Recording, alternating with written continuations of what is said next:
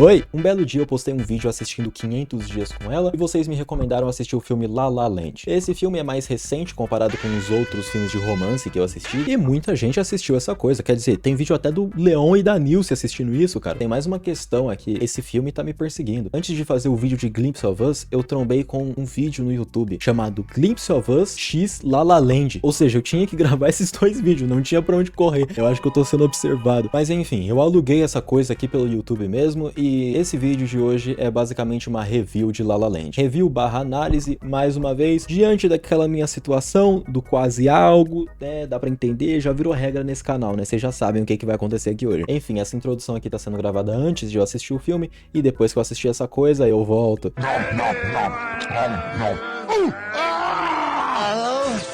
Oi! Bom, como vocês podem ver, hoje eu tô de terno.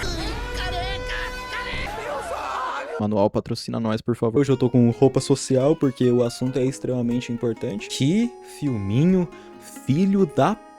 Cara, vocês gostam de me ver fora da minha zona de conforto, né? Porque não é possível. É engraçado ver o Kurt assistindo filminho de romance. Do mesmo jeito que é engraçado ver sei lá, um macaco nadar ou um peixe subir numa árvore. Do mesmo jeito que é engraçado ver um Red Pill falando de mulher. Pra mostrar que você é o macho alfa da relação, você beija o seu amigo. Ah, gostaram? Gostaram da piada com o Red Pill?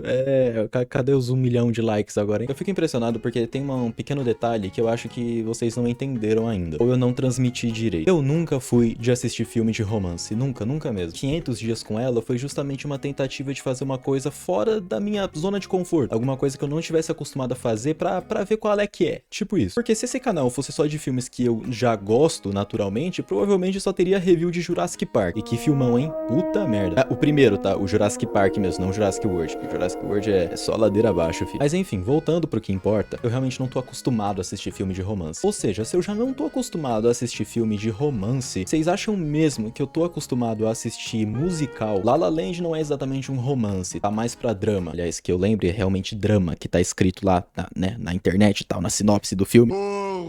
Eu confesso que eu me surpreendi com o filme, porque esse aqui em específico foi um misto de emoções. 500 Dias com Ela gerou um pouquinho mais de tristeza, eu tava mais analisando a situação de forma fria e calculista, ou Thomas Shelby. Brilho Eterno foi outro, inclusive. A primeiro momento eu tava querendo analisar o que tava acontecendo, eu tava um pouquinho confuso com relação à história, e de repente eles inserem basicamente uma ficção científica ali no meio. Além do romance, também foi uma surpresa. Mas La La Land foi um misto de emoções um pouquinho maior. Eu tava curioso pra saber como que era esse filme. Óbvio que por causa de todo o contexto e de vocês terem recomendado esse filme pra mim. Mas a primeiro momento eu não senti tristeza. Na verdade, parecia que tava tudo dando certo, sabe? O casal tava interagindo e eles demonstraram um amor mais puro do que eu podia imaginar. Isso, claro, se você parar de romantizar a traição. Me desculpa, tá? Me desculpa se eu assisti esse trecho de olho fechado ou se eu não entendi alguma coisa, mas que eu lembre, a mina foi lá e beijou o cara enquanto ela ainda tava namorando com o outro. E claro que enquanto essas coisas estavam acontecendo, em momento nenhum eu parei e pensei, ai meu Deus, que casal lindo. Não, a primeira coisa que passou pela minha cabeça foi, porra, e o cara que ela deixou em casa, mano?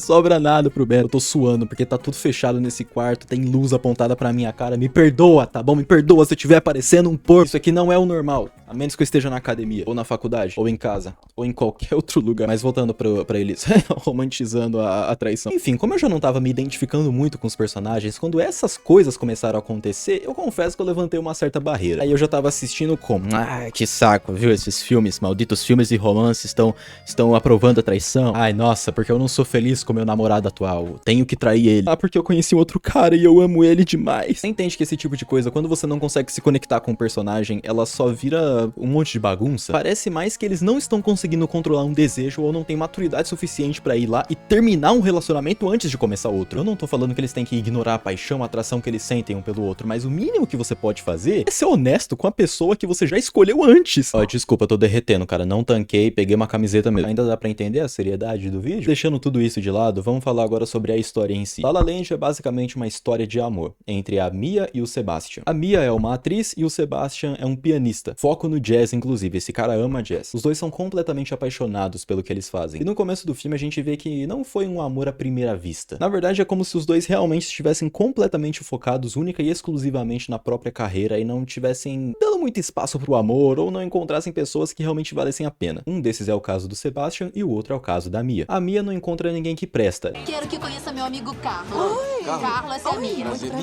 É, Oi, Mia. como vai? O Carlos é escritor. É escritor? Dizem que eu tenho o dom de criar mundos. Recebi muitos elogios. As pessoas estão falando muito bem de mim. É empolgante. Você dá o maior duro e de repente essa... E o Sebastian não procura. Então os dois tecnicamente estão disponíveis. Mesmo a Mia tendo um namorado. É um namorado qualquer? Sim. Ela tá com ele há um mês e pouco? Sim. Mas ela tem uma aliança no dedo dela, tá? Mais uma coisa, o Sebastian é interpretado pelo Ryan Gosling. Então a segunda interação deles no filme faz muito mais sentido quando você coloca aquela música de Sigma. Eu ouvi você tocar. Queria dizer que... O goleiro foi embora, ficou de xereca. Cara, aquilo ficou muito bom, o cara quase atropelou ela. Mas enfim, La La Land não representa um amor tão idealizado que nem os que a gente vê em 500 Dias com Ela, por exemplo. Tudo bem que assim, em 500 Dias a gente tá falando de pessoas mais jovens, e aqui já é uma galera perseguindo carreira. Não tô dizendo que o jovem não persegue carreira, mas dá pra ver que são momentos diferentes da vida. Esses dois já estão numa idade um pouco mais avançada, então eles já passaram por certas experiências. E com base nisso, você também consegue identificar que eles sabem o que eles estão fazendo. Então aqui a gente não tem um conflito entre, por exemplo, você não quer nada sério, mas não consegue expressar isso, ou o seu ego é muito inflado pra você admitir isso, ou qualquer coisa do tipo. Não existem conflitos de relacionamento em si, é isso que eu quero dizer. Os dois se conheceram, se gostaram, são adultos e ok, tá dando tudo certo, eles estavam até morando juntos. Mas o grande problema vem justamente na paixão que os dois já tinham antes mesmo de ter se conhecido. No caso do Sebastian, é o Jess, e no caso da Mia, é a vida de atriz. E o que eu quero dizer com isso? Os dois são extremamente focados no que eles querem. Isso até pode parecer positivo, porque são duas pessoas focadas, cada um na sua dimensão, mas ainda assim duas pessoas focadas. Mas a partir do momento que eles começam a investir ainda mais nas suas carreiras individuais, a coisa começa a dividir. Sebastian tá indo pra um lado, a Mia tá indo pro outro. E agora tem dois pontos muito interessantes sobre esse filme que eu quero comentar aqui. A partir desse momento em específico, que cada um tá pendendo mais pro que gosta de fazer, a gente consegue perceber que são duas velocidades diferentes. O Sebastian, ele tem um resultado mais rápido do que a Mia. É como se eu estivesse fazendo um videozinho pra internet, fosse youtuber,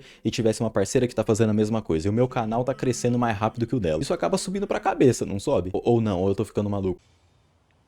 Maybe you just liked me when I was on my ass because it made you feel better about yourself.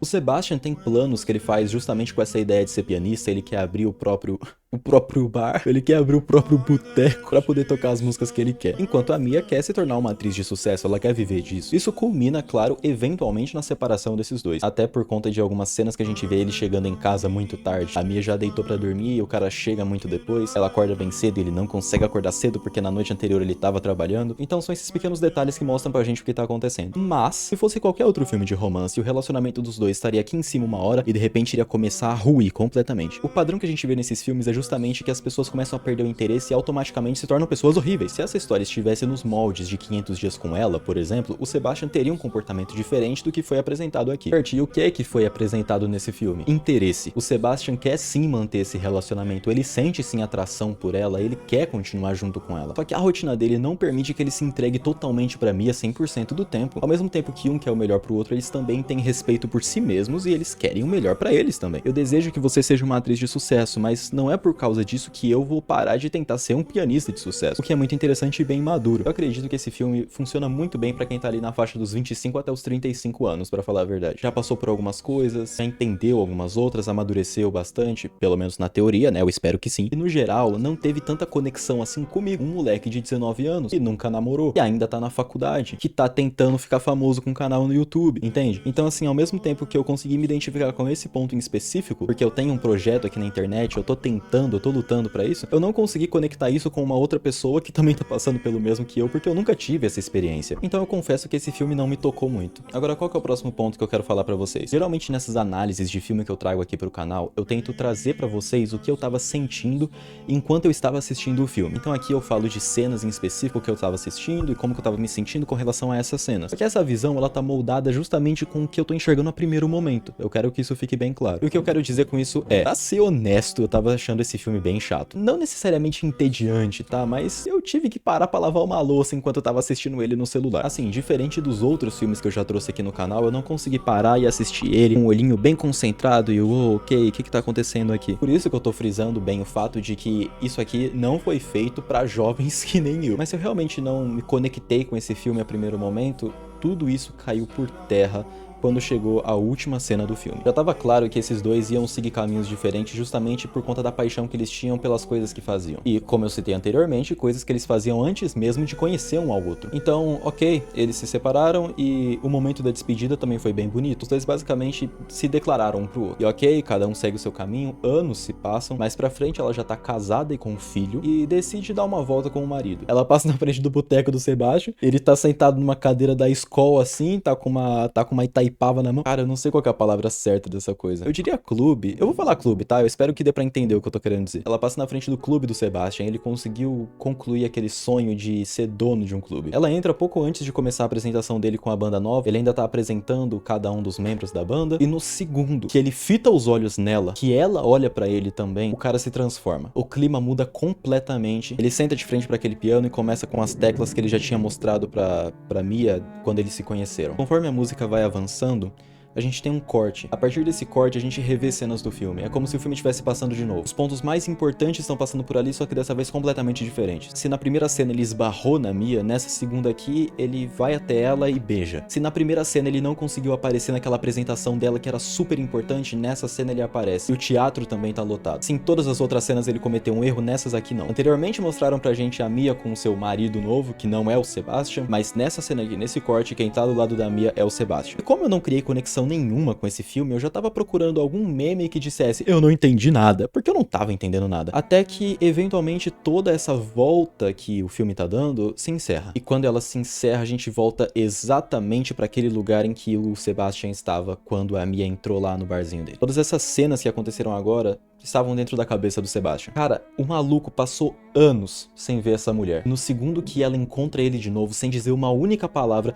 ele se lembra de toda a história dos dois juntos. Ele se lembra de tudo que ele queria ter feito diferente. Por mais que nessa realidade ele não tenha escolhido seguir a vida do lado dela, existe uma ponta de arrependimento tão grande dentro dele que foi capaz de mostrar pra ele como seria uma vida com a Mia. Como seria ter filhos com ela, como seria ela encontrando sucesso sendo atriz. O cara não tava focado só no próprio sucesso, ele também queria o sucesso dela e mais do que isso, ele queria também estar do lado dela até o fim da vida. Mas não foi o que aconteceu. Esse cara provavelmente se martirizou a vida toda. Isso aqui já é parte do que eu imagino que tenha acontecido, mas eu realmente acredito que ele evitou de pensar na Mia por todo esse tempo justamente pra evitar de se corroer com uma coisa que já aconteceu. Eu acho que a partir daqui vocês conseguem ver qual parte que eu mais me identifiquei desse filme, né? La La Land não é a história feliz de um casal que se encontrou e decidiu largar tudo pra poder viver um romance. Na verdade é uma história muito mais realista do que parece, porque no final a vida real é amarga desse jeito. Eu também acredito que esse filme foi feito justamente pro público que saiu da adolescência. As pessoas que entendem que uma promessa de adolescente não necessariamente é algo que vai durar pra sempre, justamente porque você tá falando tudo isso com base em hormônios. Tudo é muito intenso sim, o seu cérebro tá se desenvolvendo ainda, como que não seria? E no final, não importa a promessa. O que importa mesmo é quem tá disponível. O que importa é o momento em que determinada pessoa apareceu na sua vida, não tem nada a ver com o destino. Não tem nada a ver com o universo, pessoas escolhidas umas pras outras. Não, isso não existe. O único motivo da Mia estar com o homem que ela tá hoje em dia